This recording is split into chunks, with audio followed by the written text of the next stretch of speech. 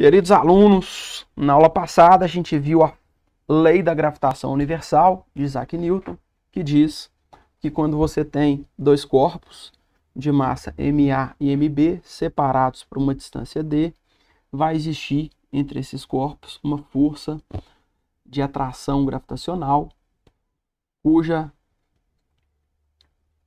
módulo dessa força vai ser dado por uma equação que é uma constante, a constante da gravitação, constante G, vezes o produto das massas dividido pela distância entre os corpos elevado ao quadrado.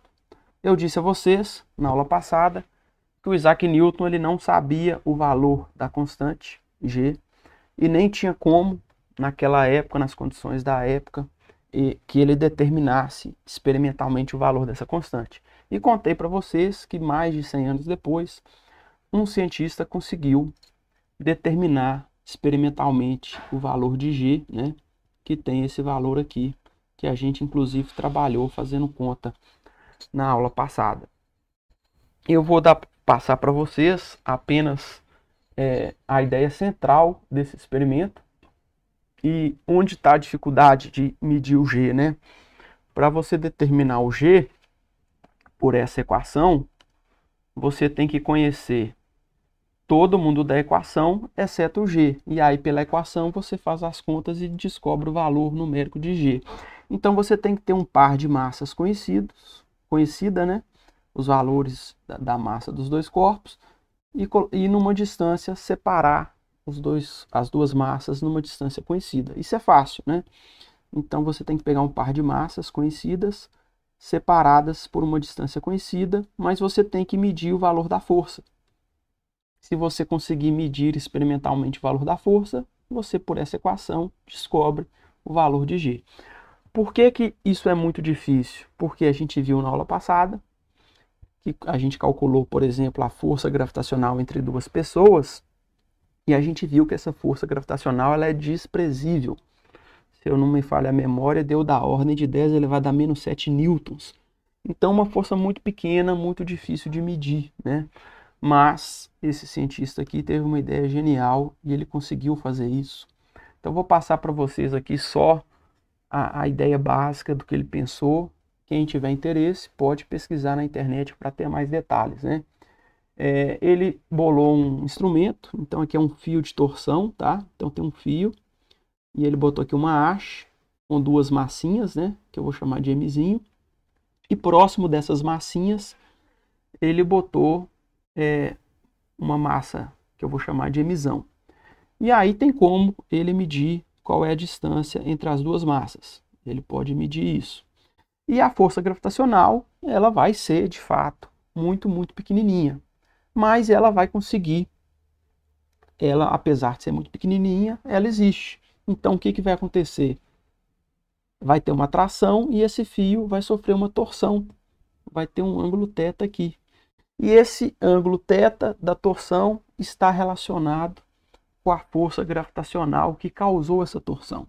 E aí, modelando isso matematicamente, conhecendo as massas, medindo o ângulo e a distância, ele conseguiu, de forma brilhante, determinar o valor experimental da constante gravitacional. Essa foi a ideia, né? Bom, agora a gente vai ver duas aplicações muito importantes. A primeira delas é o movimento de satélites. Quando eu falo satélite, a gente pensa muito nos satélites artificiais em torno da Terra, mas eu vou falar satélite para a gente aqui, nas leis de Newton, de modo geral, vai ser um corpo leve, orbitando em torno de um corpo mais pesado, né? Basicamente vai ser isso. No nosso exemplo aqui, a gente vai considerar a Lua em torno da Terra para fazer a análise. É importante ressaltar que a gente vai trabalhar aqui, do ponto de vista teórico, numa aproximação, tá? Porque no sentido rigoroso da teoria, quando você tem um corpo, mesmo que um corpo seja de massa pequena e um corpo seja uma massa grande, ambos vão girar em torno de um ponto, de um conceito, de um ponto físico chamado centro de massa, e essa órbita vai ser uma elipse, não um círculo. Mas num nível de aproximação razoável, a gente pode considerar que se um corpo é muito mais massivo do que o outro, numa aproximação boa, a gente pode considerar que o corpo mais massivo vai ficar no centro e que a gente vai ter um corpo mais leve fazendo uma órbita circular em torno do corpo mais massivo, né? Então, no caso aqui, a Lua girando em torno da Terra. Como também poderia ser a Terra girando em torno do Sol, né? Ou uma Lua de Júpiter girando em torno de Júpiter, né? Então, seria isso. Então, a gente está trabalhando num nível de aproximação porque estamos no ensino médio, né? Mas ainda assim, vocês vão ver que a física é muito bonita. E a gente vai fazer muitas análises interessantes aqui. Então, vamos trabalhar a física. A lei que governa o movimento da Lua é a lei de Newton, F igual a ma. Se a Lua descreve um movimento circular, a gente já estudou, né, no segundo bimestre, que a força resultante tem que apontar para o centro. E essa força, por apontar para o centro, a gente passou a chamar ela de força centrípeta.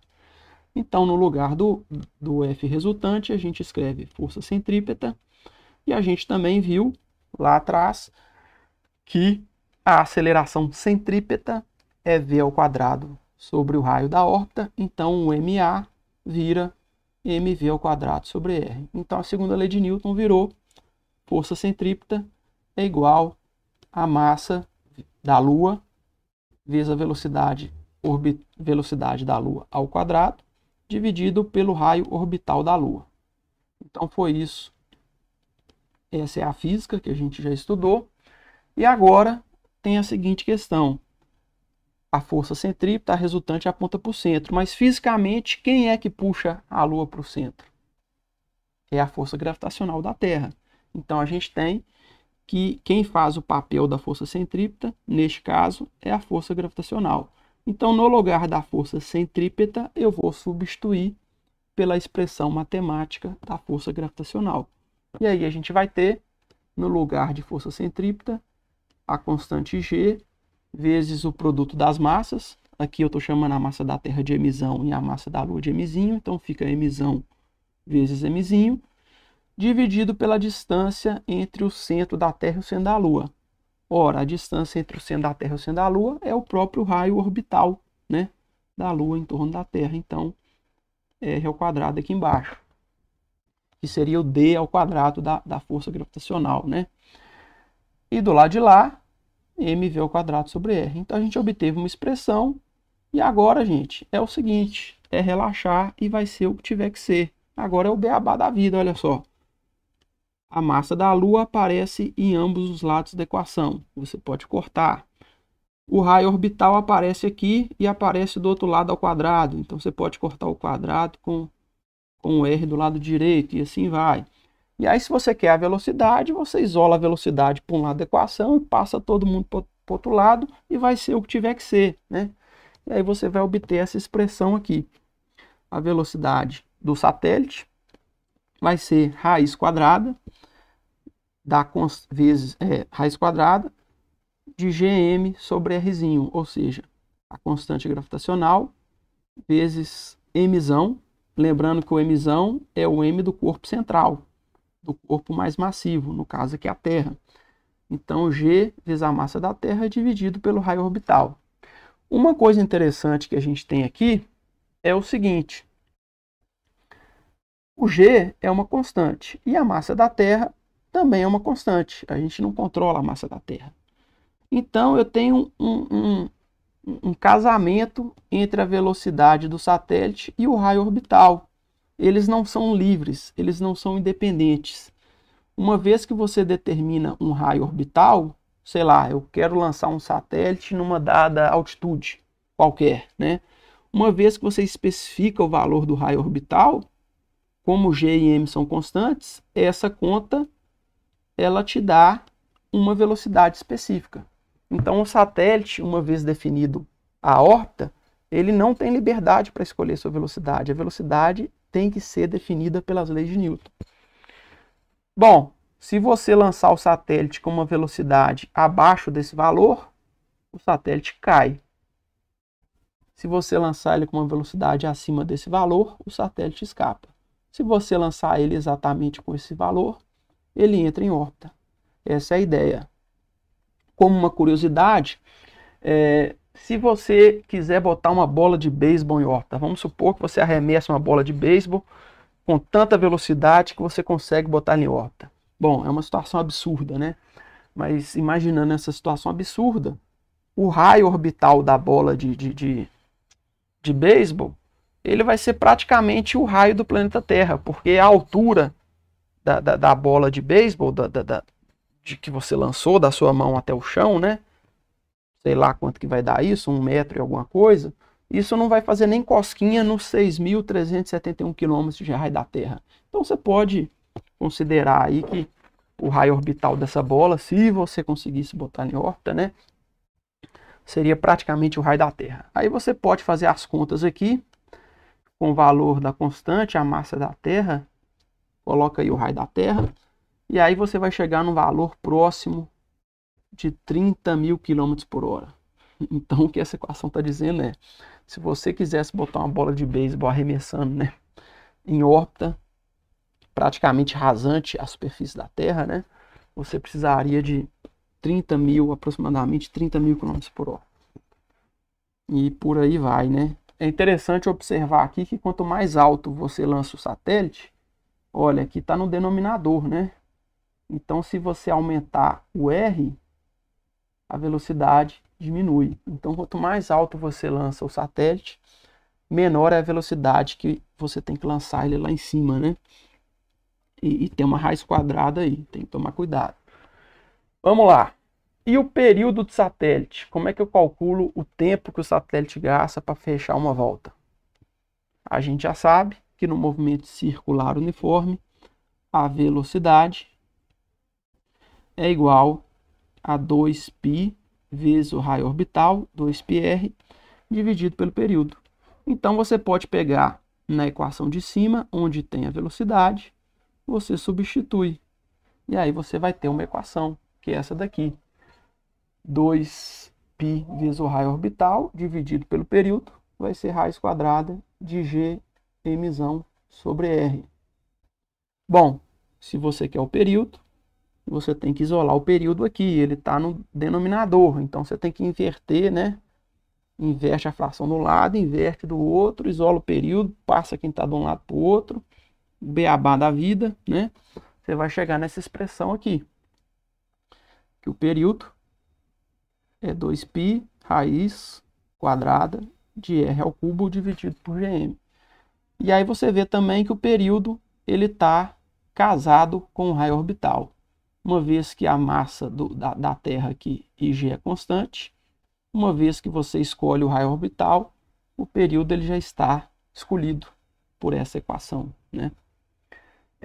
Outra coisa interessante de ver é que se você eleva ao quadrado os dois lados, você obtém que o período ao quadrado vai ser igual a uma constante esquisita, 4π ao quadrado dividido por gmzão, vezes r ao cubo. E aí você obtém que o período de um satélite ele é uma constante vezes o raio orbital ao cubo. O que é isso? Isso é a terceira lei de Kepler. Então, se a gente estivesse considerando aqui, em vez da Lua em torno da Terra, se fosse um planeta em torno do Sol, esse mzão seria a massa do Sol. Então, o que isso diz para a gente? Que todos os planetas eles vão obedecer uma relação, né, do quadrado do período com o raio orbital ao cubo, né, com uma constante de proporcionalidade que vai depender da massa do Sol, né? Então, aqui, de modo aproximado, a gente mostrou que a terceira lei de Kepler virou uma consequência matemática das leis de Newton. Vamos brincar um pouquinho mais com essa equação aqui, para a gente ver uma coisa interessante. Eu vou precisar abrir aqui um PowerPoint. E vamos ver uma coisa interessante aqui, que a gente pode, eu vou ensinar vocês a medir a massa do Sol, né? Como que a gente sabe a massa do Sol? A gente botou o Sol numa balança? Claro que não, né? Então vamos ver como é que a gente pode medir a massa do Sol. Vamos lá. Então aqui, ó, vocês estão vendo aí. Deixa eu botar aqui, mudar a tela. Então a gente tem aí, agora vamos considerar que o satélite é a Terra e que o corpo central é o Sol, né?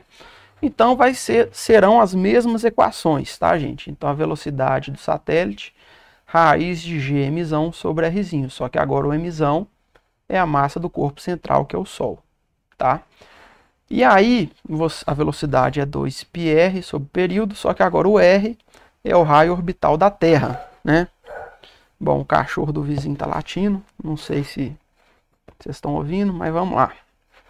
Agora, o interessante aqui é o seguinte, existem métodos astronômicos que nos permitem medir, eita, olha o cachorro, que nos permitem medir a distância Terra-Sol. E a gente também consegue, a gente tem, experimentalmente, a gente sabe que o período da Terra em torno do Sol, né? Aproximadamente 365 dias. Então eu sei o raio, a distância Terra-Sol, a distância média Terra-Sol, e sei o período da Terra em torno do Sol. Então a velocidade é tranquilo de calcular. 2π vezes a distância Terra-Sol dividido pelo ano terrestre. Então, sei lá quanto que vai dar isso, mas a velocidade você consegue calcular. Vai dar um número.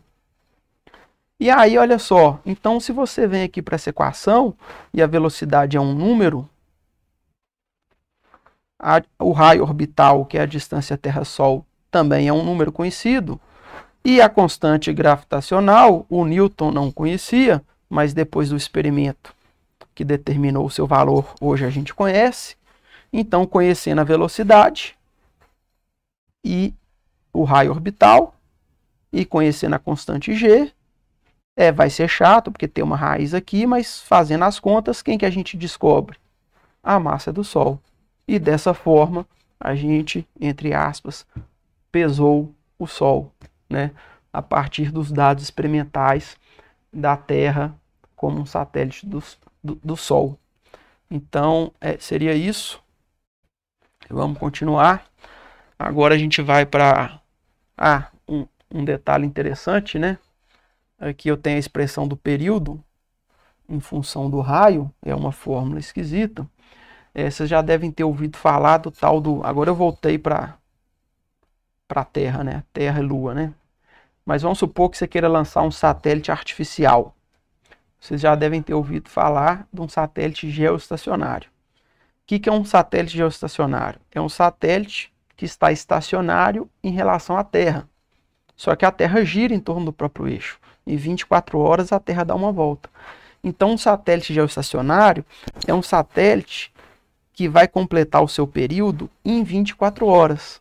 Como a Terra também completa o seu período de rotação em 24 horas, se você estiver olhando para esse satélite, você vai no seu referencial, né? Vai considerar que ele está parado, porque ambos vão girar com o mesmo período. Então, se você quiser lançar um satélite geoestacionário, você tem que fazer o período nessa equação ser 24 horas. E aí, essa equação vai determinar qual é o R, qual é o raio orbital que você tem que lançar esse satélite. Essa seria a ideia. Vamos lá. Agora a gente vai para a segunda parte interessante. A gente vai discutir a gravidade. Porque antes da gravitação universal, a gente falava só que a gravidade era constante próxima à superfície da Terra, 9,8, no exercício 10 para facilitar, e ia-se embora. Agora a gente já tem condição de entender melhor a aceleração da gravidade. Então vamos considerar aqui o planeta Terra de massa emissão e uma maçã, né? Claro que essa figura está absurdamente fora de escala, né? O tamanho da maçã em relação à Terra, mas para fins didáticos é isso aí. Então a gente sabe que existe uma força gravitacional puxando a maçã para baixo. Ó, puxando a maçã, na verdade, em direção ao centro da Terra, né? Eu até fiz questão de colocar numa direção diferente aqui da vertical para deixar isso claro. Então, existe uma força gravitacional, que é o peso, né? Só que agora a gente vai tratar ela com mais rigor. Então, tem uma força gravitacional. Supondo que você abandone a maçã de uma certa altura, se existe uma força gravitacional e não existe mais nenhuma outra força atuando, a força gravitacional vai ser a própria força resultante. Se tem força resultante, tem aceleração. Então a maçã ela vai cair com uma certa aceleração que a gente vai chamar de gravidade, de G. Então, gravidade, G, vai ser a aceleração causada pela força gravitacional, que é a força peso, que a gente sempre trabalhou como mg, mas agora a gente vai fazer melhor. Então vamos com calma. Então tá aí, a maçã está caindo. Por que que ela cai? Porque existe uma força gravitacional puxando ela em direção ao centro da Terra. Se existe uma força resultante puxando ela, F igual a ma. Se tem a resultante, tem o A na mesma direção, no mesmo sentido. Então tem uma aceleração também acelerando a maçã em direção ao centro da Terra. É a gravidade. Aqui nessa figura, o raio da Terra eu vou chamar de Rzão e a altura da maçã vou chamar de H. Figura, como eu já disse, absurdamente fora de escala. Mas vamos lá. Bom, o que vai acontecer? O que vai acontecer não é o meu desejo que diz. Quem diz o que vai acontecer é sempre a lei de Newton, né? Então tá aí. É força resultante igual a massa vezes aceleração. Ela vai dizer o que vai acontecer. Da mesma forma que foi no satélite, né? A lei de Newton deduziu o que ia acontecer. Então vamos lá. Só que agora, quem é a força resultante? A força resultante, se você abandonou a maçã lá em cima, a única força que existe é a gravitacional. Então a força resultante é a força gravitacional. E o A da aceleração a gente vai chamar de G, né? Porque esse A é devido à força da gravidade. Então a gente vai chamar de G. Então vou substituir ali. Como é que ficou? No força resultante eu coloco força gravitacional, só existe ela. E no lugar do A eu vou chamar o A de G só para reforçar que essa é a aceleração da gravidade. E vou substituir a expressão matemática da força gravitacional aqui e ver o que vai dar. Fazendo isso, ficou G, Mzão, Mzinho. Faltou falar, né? Eu estou chamando a massa da maçã de Mzinho. Então a força gravitacional é G, o produto das massas. Mzão, massa da Terra, vezes Mzinho, que é a massa da maçã, dividido pela distância entre o centro da Terra e o centro da maçã. Eu estou chamando aqui de Rzinho, por enquanto. Isso tem que ser igual a mg. É o ma da lei de Newton, né? E aí, o que você observa? O mzinho da maçã aparece em ambos os lados da equação. Então você pode, sem medo de ser feliz, cortar ele fora. E aí você obtém uma expressão para a gravidade do planeta. No caso aqui do planeta Terra, mas eu poderia... Aqui poderia ser outro planeta, Marte, por exemplo. Aí seria a gravidade de Marte, né? Mas enfim. Então a gravidade num astro qualquer seria a constante gravitacional, que é aquele valor numérico, 6,67 vezes 10 elevado a menos 11, né? Vezes a massa do planeta, né? Dividido pela distância entre o centro do planeta e o centro do objeto que está caindo aí no caso, né? Então, primeira coisa, gente, a gravidade não é constante. Por quê? Porque à medida que a maçã cai, a distância entre o centro da maçã e o centro do planeta, que é o Rzinho, varia.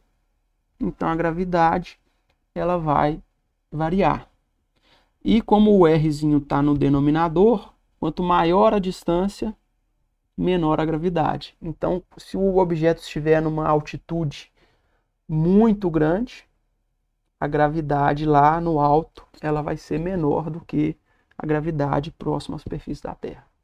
Então, rigorosamente, a gravidade num planeta qualquer não é constante. E ela depende da massa do planeta e da distância entre o centro do planeta e o centro do corpo que está caindo, elevado ao quadrado.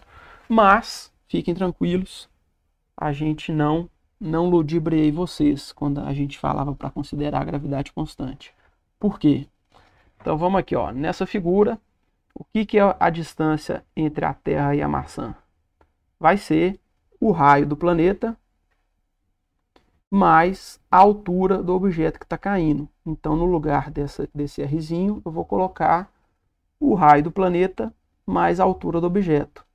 Tudo isso tem que estar ao quadrado. E aí é o seguinte, pessoal. Em situações normais, vocês já trabalharam no experimento do Eratóstenes, vocês já sabem que o raio da Terra, por exemplo, é da ordem aí de 6.371 quilômetros. Então, é um valor muito grande. Então, na hora de fazer essa conta, se uma maçã está caindo aí de 10 metros de altura, o que 10 metros vai fazer de cosquinha em 6.371 quilômetros? Então, com as casas decimais que vocês normalmente trabalham nas contas, nos exercícios, esses metros do Hzinho aqui, na hora que você somar com 6.371 quilômetros, geralmente ele nem aparece na casa decimal da conta que você está fazendo.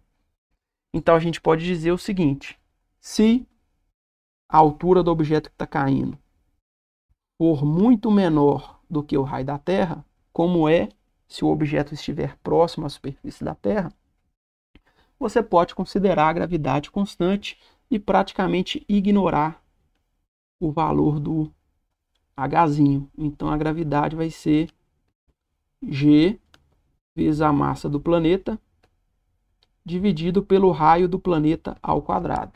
Então, a gravidade num planeta próximo à superfície dele, né, vai depender única e exclusivamente da massa do planeta. Quanto maior a massa, maior a gravidade. Se tiver um planeta com 2 vezes a massa, a gravidade na superfície ali tende a ser 2 vezes maior, mas também depende do raio. E se o planeta tiver o dobro de raio da Terra? Bom, o raio está ao quadrado e está no denominador. 2 ao quadrado, 4. Se está no denominador, divide. Então, um planeta comparado a outro que tem um raio o dobro, vai ter uma gravidade na superfície 4 vezes menor.